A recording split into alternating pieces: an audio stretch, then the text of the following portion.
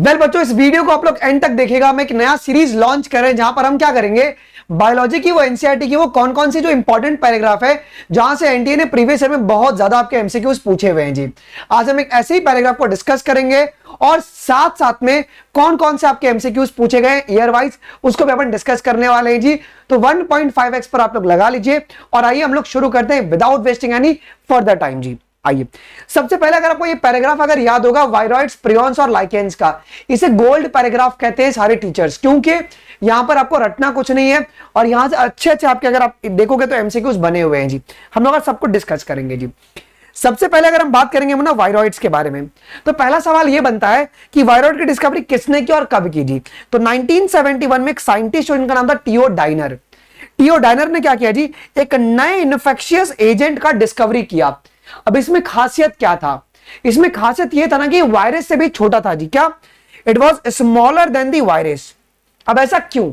आपको अगर याद होगा तो वायरस में दो चीजें होती हैं, एक होती है प्रोटीन कोड जिसे अपन कैप्सिड कहते हैं, उसके अंदर इन्फेक्शियस जेनेटिक मटेरियल होता है जी, ठीक है। लेकिन वायरॉइड के केस में क्या था जी, वायरॉइड के केस में कि जो प्रोटीन कोड है वो तो मिल ही नहीं रहा है। प्रोटीन कोड अगर निकल गया तो सिर्फ और सिर्फ जेनेटिक मटेरियल मिल रहा है, जिसके वजह से जो साइज है वायरॉइड्स का वो छोटा होता है जी। तो एक सवाल आपका असर्शन रीजन वाला बनता है जी। यहां से पहला क्वेश्चन आपका कि जो वायरॉइड का साइज है वो क्या है जी मुन्ना, वो वायरस से छोटा है जी। दूसरा मुन्ना, ये कौन सी बीमारी कॉज कर रहा था जी, तो पोटैटो में वो एक बीमारी कॉज कर रहा था, उसका नाम था पोटैटो स्पिंडल ट्यूबर डिजीज, जिसके वजह से पोटैटो आपके इलोंगेटेड दिख रहे थे, ठीक है। इसके बाद देखिए जी, अच्छा अब कॉमन सी बात है ना कि अगर कैप्सिड अगर हट गया तो जो उनका जेनेटिक मटेरियल है वो तो फ्री हो गया।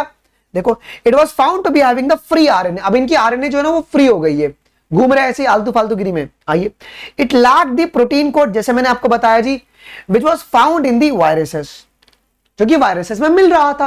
आ जाओ, अब सुनो जी। अब इनका नाम इसके लिए पड़ गया वायरॉइड्स, बिकॉज ये वायरस से भी आपके छोटे होते हैं। अब दूसरी बात, जो आपका आरएनए होता है वायरॉइड्स के अंदर, उसका जो मॉलिक्यूलर वेट है वो भी कम है वायरस से, ठीक है। तो आरएनए जो होता है वायरॉइड्स का, it was a low molecular weight. तो ये आपके पास वायरॉइड से सवाल बनते हैं। पहला क्या कि 1971 में टियो डाइनर ने डिस्कवरी किया था, और ये वायरस से कैसा, बड़ा है कि छोटा है, तो वायरस से छोटा है।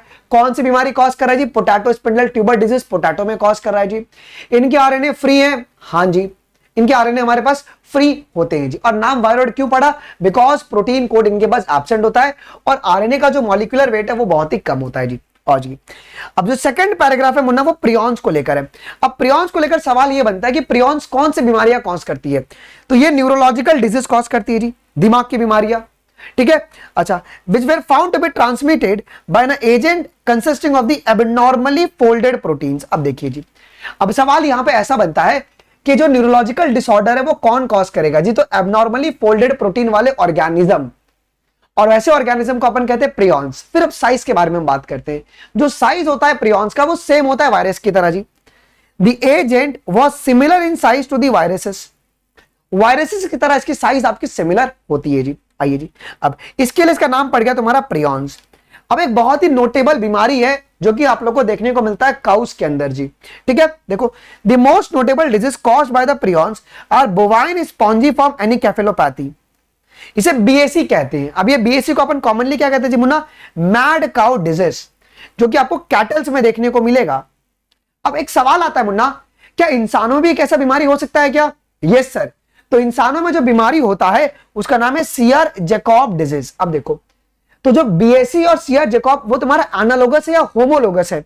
एनालोगस है ना, ये एनालोगस होते हैं, सिमिलर होते हैं जी ये लोग। डन है बात है, तो ये एनालोगस और होमोलोगस पर आपको घुमा देगा एनटीए। इसके बाद लाइकेंस। अब सभी लोग जानते हैं कि जो लाइकेंस होता है मेरे प्यारे बालकों, वो एक सिम्बायोटिक रिलेशन है, किसके बीच में? अलगे और फंगस के बीच में। अब यहां पर जो अलगल कंपोनेंट होता है उसे अपन क्या कहते हैं? देखो, अलगे और फंगल के बीच में होता है, अलगे कंपोनेंट को अपन कहते हैं फाइकोबायोन्ट्स कहते हैं, और फंगल कंपोनेंट को अपन क्या कहेंगे जी मुन्ना, माइकोबायोन्ट्स कहते हैं जी। तो अलगे तुम्हारा क्या होगा, ऑटोट्रॉफिक या हेटरोट्रॉफिक? अलगे तुम्हारा होता है ऑटोट्रॉफिक, और वहीं पे तुम्हारा फंगस होगा हेटरोट्रॉफिक, बिकॉज एनसीईआरटी कहती है रिस्पेक्टिवली। ये तो क्लियर हो गया कि अलगल कंपोनेंट को अपन कहते हैं क्या जी, फाइकोबायोन्ट्स, और फंगल को अपन कहते हैं माइकोबायोन्ट्स। अलगे तुम्हारा ऑटोट्रॉफिक होगा और फंगस तुम्हारे पास हेटरोट्रॉफिक होगा। अब सवाल ये आता है कि अलगे क्या करेगा और फंगस क्या करेगा जी। अब सुनिए जी, तो अलगे खाना बनाता है किसके लिए जी मुन्ना, फंगस के लिए। अलगे का सिर्फ काम है खाना बनाने का, बिकॉज वो फोटोसिंथेसिस कर सकता है, उसके पास क्लोरोप्लास्ट होता है। लेकिन फंगस का काम यहां पे ज्यादा होता है। क्या काम होता है जी मुन्ना? तो फंगस प्रोवाइड शेल्टर प्रोवाइड करवा रहा है। दूसरा काम कर रहा है मुन्ना क्या, कि वो न्यूट्रिएंट्स को एब्जॉर्ब कर रहा है और वाटर को भी एब्जॉर्ब कर रहा है अपने हाइफे से अपने पार्टनर के लिए। पार्टनर कौन है यहाँ पे? अलगे। दो काम यहाँ पे फंगस करता है जी। आइए जी, अब ये इतना क्लोज होता है ना कि तुम अगर सामने से देखोगे तुम इसको डिस्टिंग्विश नहीं कर पाओगे। अब एक सवाल आता है मुन्ना कि गुड पोल्यूशन इंडिकेटर कौन है हमारे पास? तो वो होता है हमारे पास कौन? लाइकेंस। ठीक है, वो SO2 के लिए बहुत सेंसिटिव होते हैं। देखो जब भी पोल्यूशन बढ़ता है ना, तो कॉमन सी बात है कि जो अलगे है ना वो खत्म हो जाते हैं। अगर अलगे अगर खत्म हो गए, बिकॉज क्लोरोप्लास्ट के जो पिगमेंट्स है वो तुम्हारे खराब हो जाते हैं, खत्म हो जाते हैं, जिसकी वजह से तुम्हारे पास फंगस भी मर जाता है जी, है ना। तो ये आपको ध्यान रखना कि ये बहुत इंपॉर्टेंट आपके पोल्यूशन इंडिकेटर है। अब देखिए तुम्हारे प्रीवियस ईयर में कैसे कैसे सवाल पूछे गए जी। सवाल एक आया था कि यहाँ पे वायरॉइड्स के लिए करेक्ट क्या है जी। तो वायरॉइड्स के लिए बस आप इतना ध्यान रखो कि प्रोटीन कोट नहीं होगा और फ्री आरएनए मिलेगा जी, है ना। तो they have the free RNA without protein coat. Yes sir, इनके पास फ्री आरएनए होता है विदाउट एनी प्रोटीन कोट, किसी प्रकार का प्रोटीन कोट नहीं है, जिसकी वजह से वायरॉइड्स तुम्हारे स्मॉलर होते हैं। दूसरा सवाल, मैड काउ डिजीज जो है कैटल में, वो कौन कॉज करेगा? देखो 2019 का सवाल है। तो एबनॉर्मली फोल्डेड प्रोटीन्स, इसका नाम क्या है मुन्ना? प्रियॉन्स। इसका नाम क्या है जी मुन्ना? आपके पास प्रायॉन्स होता है जी। आइए अगला सवाल। अब कौन सा स्टेटमेंट यहां पे करेक्ट है? अब ध्यान से बताइएगा जी, करेक्ट स्टेटमेंट। अब लाइकेंस कभी भी पॉल्यूटेड रीजन में ग्रो करेंगे? नहीं करेंगे। 2019 का ही सवाल। लाइकेंस आपके कभी भी पॉल्यूटेड रीजन में ग्रो कभी नहीं करते हैं जी। ठीक है, मतलब जहां पे लाइकेंस ग्रो कर रहे हैं इसका मतलब वो रीजन तुम्हारा अनपॉल्यूटेड है, साफ सुथरा जगह है वो। अगला सवाल, अच्छा वायरस तुम्हारे पास, वायरॉइड जो है वो वायरस से कैसे डिफर करते हैं जी? कॉमन सी बात है क्या Munna? RNA molecule without protein coat. Viroids में किसी प्रकार का प्रोटीन कोट नहीं होगा और वायरसेस में प्रोटीन कोट आपका आपका होता है जी। चलिए 2016 में एक सवाल पूछा गया था कि वायरॉइड्स के लिए कौन सा स्टेटमेंट गलत है। देखिए, तो ये तुम्हारा वायरस से भी छोटा होता है, ये बात एकदम सही है। ये तुम्हारे इन्फेक्शियस है, यस सर। अब इनका जो मॉलिक्यूलर वेट होता है मुन्ना वो आपका लो होता है जी।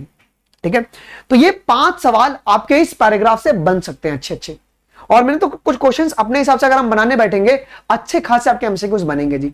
अब ये पैराग्राफ में कुछ दिमाग नहीं लगाना है, बस वो साइज वाला दिमाग लगाना है और सब रटना है जी। एनालोगस वाला याद रखना कि बीएसी तुम्हारा एनालोगस होता है। ओके, किससे जी? सीआर जैकब डिजीज से जी। सीआर जैकब किसको होगा जी? इंसानों में होगा। और कैटल्स में क्या होगा जी? हमारे पास मैड काउ डिजीज होगा जी। सीरीज कैसा लग रहा है जरूर से कमेंट सेक्शन में बताइएगा। ऐसे ही तुम्हारे इंपॉर्टेंट जो पैराग्राफ है वो हम सब लेकर आएंगे। जितना ज्यादा कमेंट होगा हमें मोटिवेशन मिलेगा और हम लोग ऐसा और भी आपके लिए कंटेंट डेवलप करने वाले हैं। मिलते हैं आपको अगले वीडियोस में। अभी के लिए बस इतना ही। थैंक यू, जय हिंद, बाय बाय।